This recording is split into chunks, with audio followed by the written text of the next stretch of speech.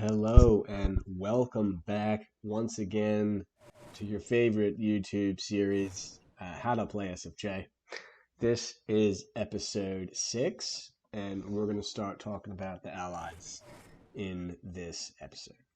So first things first, the core concepts of allies in SFJ are actually the same as the core concepts in the base game, namely the allies like to have their hit and run tactics, right? They like their air units, and of course they have their indirect techie methods.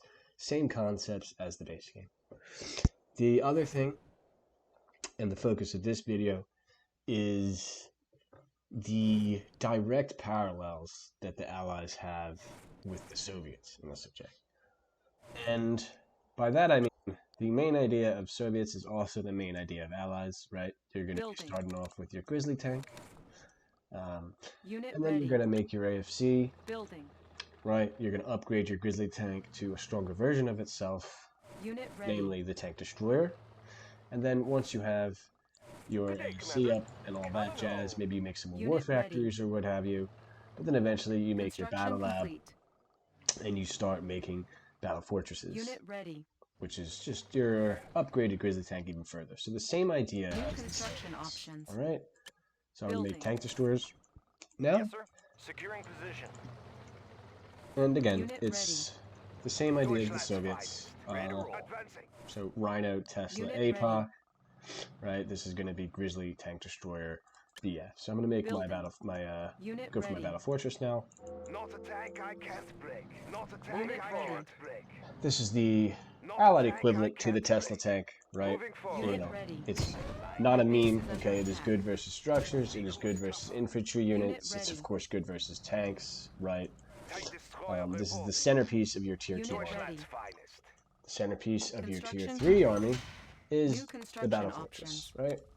So your big grizzly, your medium grizzly, and your small grizzly. Okay? It's the same idea, exact same idea as the Soviets. You're instead of upgrading your Rhino all the way, you're going to be upgrading your Grizzly all the way. Okay? So this is your ultimate Grizzly, basically. Now, a few things to note about the Battle Fortress. It is not the same function as the Battle Fortress in the base game, right? You cannot put infantry inside it. All right? It comes packed and loaded, ready to go. All right? Got a very powerful attack versus everything. Okay, this is your ultimate unit. This is the unit you want to mess. Get your battle lab up, build these. That's the goal. It's grizzly tank on all sorts of illegal substances. All right. It also comes with a anti-air missile as well. So just think of it as the allied equivalent to the Apocalypse tank, right? Now, just like the Soviets have their, let's repair him. Just like the Soviets have their force shield ready. Anti-Tesla tank unit, or their anti-tank destroyer unit. The Allies also have that unit. And it is going to be the robot tank. So the robot tank is the allied equivalent to the howitzer. It's your floaty tank, right? This is your amphibious tank. It also is used in naval fights, just like the howitzer is. And this is your natural counter to the tank destroyer. So the robot tank does extra damage to the tank destroyer or the Tesla tank. Alright. Likewise, the grizzly tanks do extra damage to the robot tanks, and the tank destroyers do extra damage to the grizzlies. So this is your allied Trinity here, directly parallels the Soviet Trinity.